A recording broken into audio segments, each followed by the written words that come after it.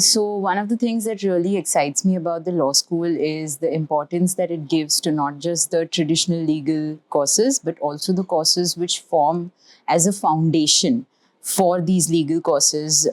which are taken up by the students over the period of 5 years. So courses such as financial statements, how to read a financial statement, or courses relating to history, where the students are exposed to various ideologies, or courses relating to political science, where the students come to know the various ways in which politics works in a way to a great extent helps their understanding of law courses which they will be dealing with in the future. So that is something that I really appreciate about the law school. So, one thing that I've realized over the course of my career as an assistant professor is the importance of communicating to the students and letting them understand not just the practical aspects of business operations and business laws, but also to back it up with a background of a theoretical understanding of the laws which govern these businesses and the business transactions.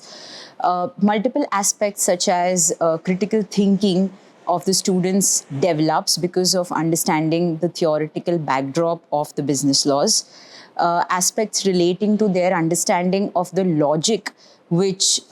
forms the basis for these laws to come into picture, and also their inclination towards adapting to the changes which are brought about in the laws are more robustly taken care of if the theoretical understanding of business laws is something which is covered as a part of the business law curriculum itself. In addition to the theoretical underpinnings, it would also be of great importance to expose the students to the practical aspects of business laws as well as business transactions, which is the reason why in the curriculum that I developed, I try to bring in certain exercises which expose the students to the realities of business, so to say. For instance, taking into consideration case studies and case laws in order to understand aspects of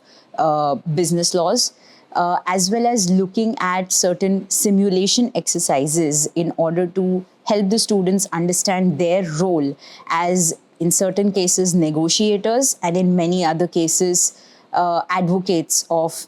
various stakeholders who form a part of business laws, is something that I try to include in the courses that I take up. So ethical aspects of business operations and business laws is something, again, I consider as very central to the study of business law itself.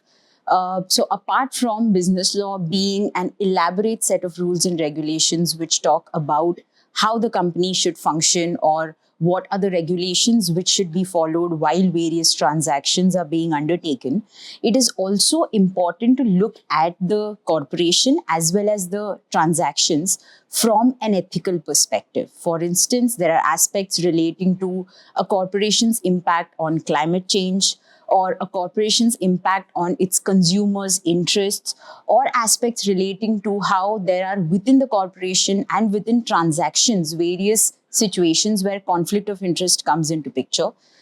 These are the aspects which are